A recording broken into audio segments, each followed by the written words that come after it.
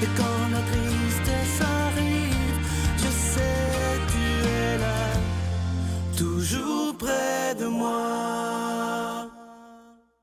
Bon vendredi, bienvenue à votre émission La Victoire de l'amour. J'espère que vous allez bien ce matin. J'aimerais saluer d'une façon particulière aujourd'hui des gens qui nous écoutent, mais qui sont dans l'Ouest canadien. On reçoit beaucoup de courriers de Winnipeg, entre autres. Alors, je vous salue, des gens du Manitoba, entre autres, mais un peu partout dans l'Ouest du Canada. Je vous dis un beau bonjour et on rejoint, comme à tous les vendredis, et les psychologues, M. Pierre Faubert.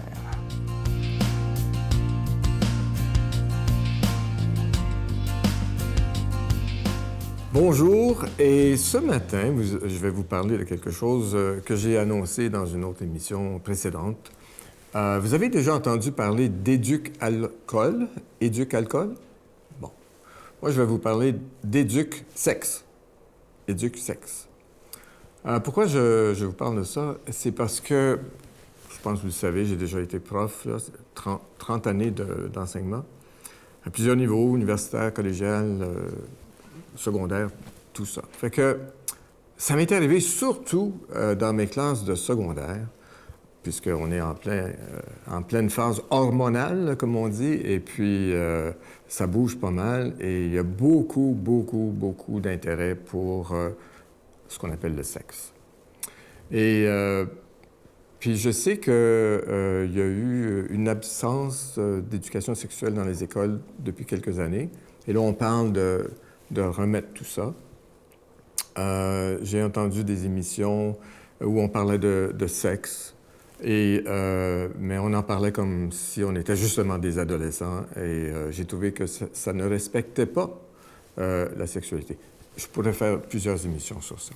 Mais je pense que l'éducation à la sexualité devrait être une éducation à la communion. Vous savez que c'est un de mes mots chers.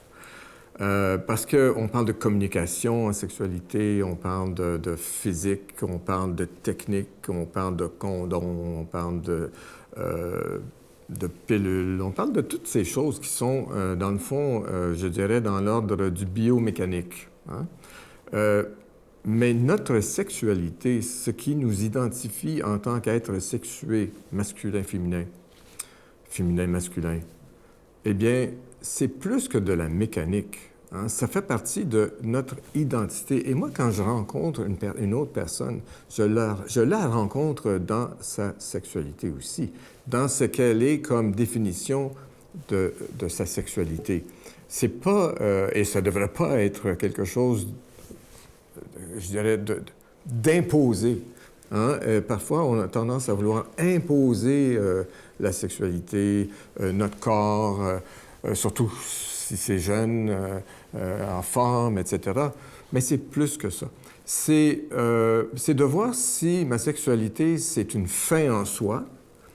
Est-ce que c'est un moyen ou est-ce qu'une conséquence? Bon, là, il me reste plus grand temps, mais moi, j'aimerais revenir sur la conséquence. Quand on parle d'union sexuelle, moi, j'aimerais parler de communion sexuelle. Pourquoi? Parce que c'est la conséquence d'une relation d'amour. C'est quand on enlève la dimension amour que finalement on est dans la mécanique, on est dans le plaisir, oui. Parfois, on est dans la violence aussi. Hein? On a parlé il n'y a pas longtemps de la culture de la violence, la culture du viol. C'est sexué, ça aussi. Hein? C'est parce que c'est sexuel. Alors, donc, moi, j'aimerais qu'on approfondisse la sexualité en tant que communion. À la prochaine. Notre Père qui es aux cieux, que ton nom soit sanctifié, que ton règne vienne, que ta volonté soit faite sur la terre comme au ciel. Donne-nous aujourd'hui notre pain de ce jour. Pardonne-nous nos offenses comme nous pardonnons à ceux qui nous ont offensés. Ne nous laisse pas entrer en tentation, mais délivre-nous du mal, car c'est à toi qu'appartient le règne, la puissance et la gloire pour les siècles des siècles. Amen. Mon Père, je m'abandonne à toi. Fais de moi ce qu'il te plaira. Quoi que tu fasses de moi, je te remercie. Je suis prête à tout, j'accepte tout, pourvu que ta volonté se fasse en moi, en toutes les créatures. Je ne désire rien d'autre, mon Dieu. Je remets mon âme entre tes mains.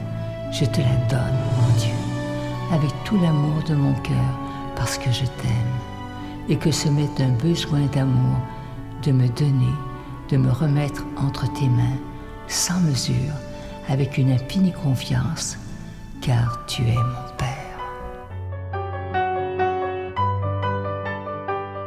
Je suis tellement content de vous parler de ce nouveau cadeau du mois, une belle exclusivité de la Victoire de l'amour. Regardez-le bien, il est vraiment magnifique. C'est un pendentif au nom de Jésus et c'est un véritable bijou. Hein. C'est plaqué or et c'est d'une très, très grande qualité. Et ça a été fait sur mesure pour la Victoire de l'amour. C'est fabriqué au Québec. C'est les mêmes fabricants qui avaient fait une magnifique médaille de la Vierge. Alors, c'est d'une très, très grande qualité. Je vous rappelle que ce pendentif, il est déjà béni.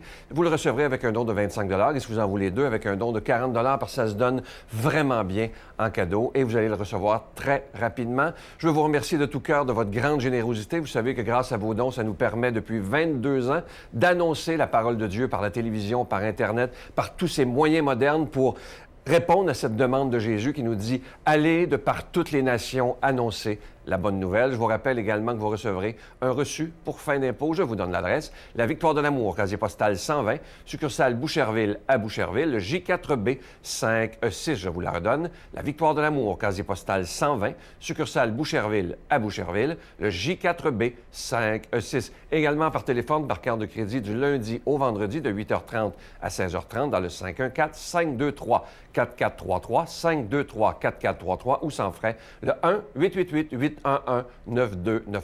1-888-811-9291 et aussi sur notre site Internet, le www.lavictoiredelamour.org. Et je vous rappelle, ce magnifique pendentif, c'est vraiment un véritable bijou qui est plaqué or. Regardez-le, il est absolument magnifique. C'est au nom de Jésus. Et ce pendentif, il est déjà béni. Merci de tout cœur de votre grande générosité.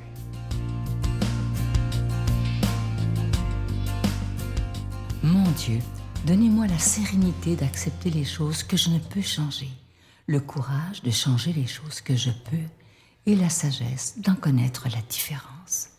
Amen. Aujourd'hui, la parole de Dieu est commentée par quelqu'un que j'apprécie énormément. Je l'appelle toujours ce prêtre au cœur de tendresse. Il est d'une grande douceur. Imaginez, il a été aumônier de la prison de Bordeaux pendant 38 ans. Cet homme a tout vu, a tout entendu et surtout, il est plein de miséricorde.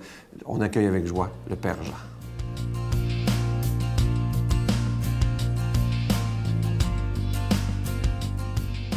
Bonjour. Nous sommes le 5e vendredi du carême.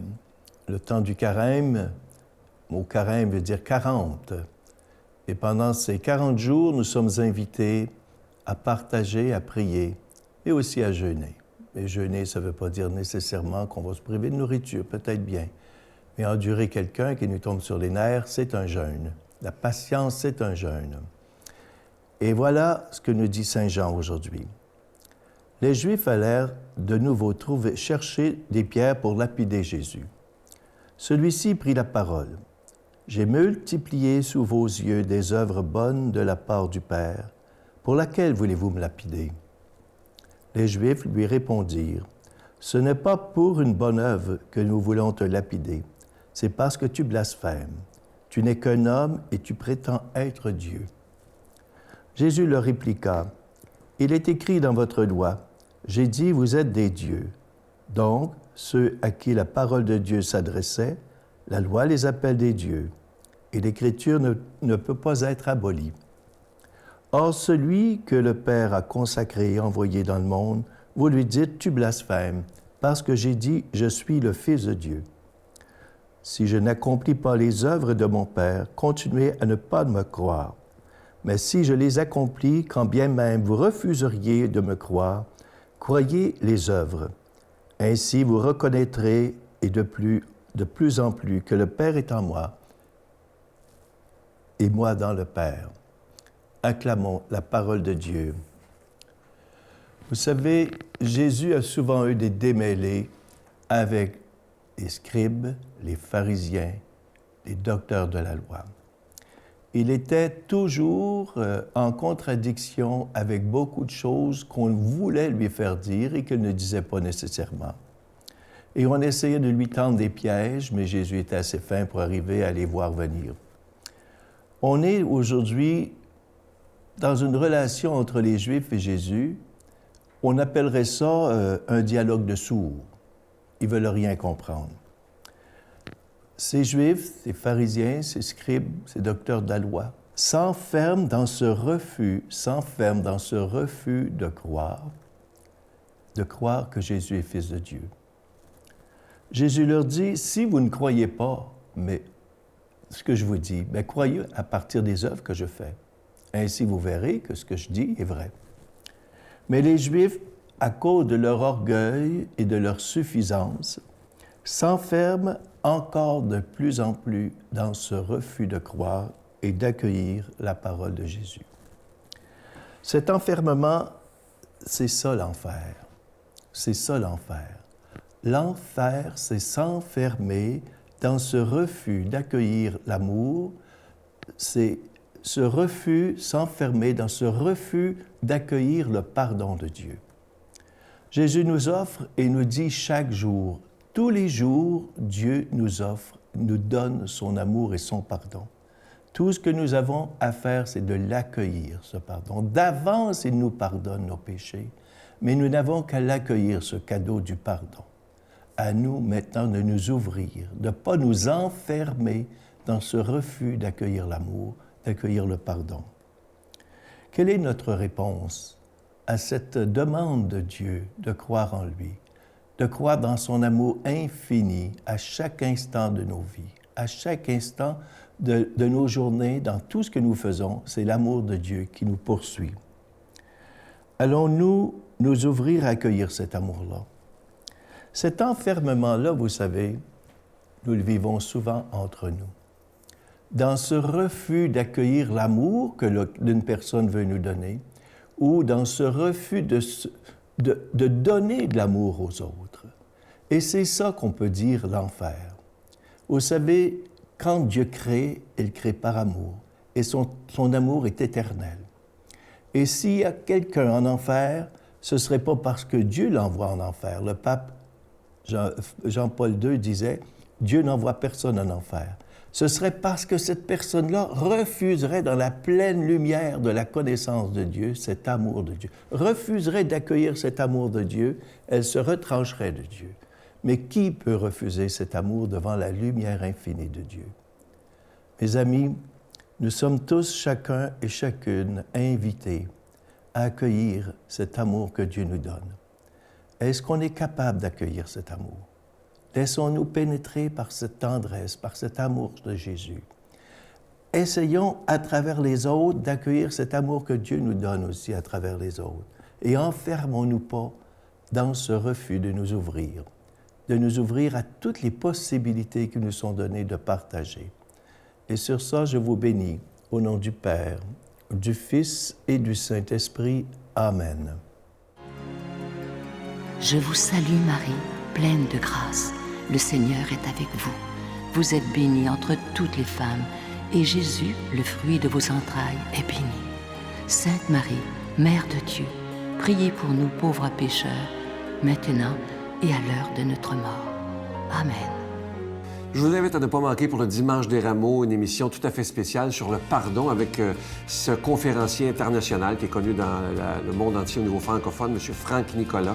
Et on va parler ensemble de l'importance de pardonner aux autres, mais aussi de se pardonner à soi-même pour bien entrer dans la Semaine Sainte. À demain. Bye. Et puis, ce qui pose problème en fait, ce sont les pardons extraordinaires. Viol, meurtre, douleur et souffrance pendant des années. Et en fait, on s'est aperçu dans les études et dans nos conférences, on le voit, dès qu'il y a pardon, intellectuellement, il y a libération.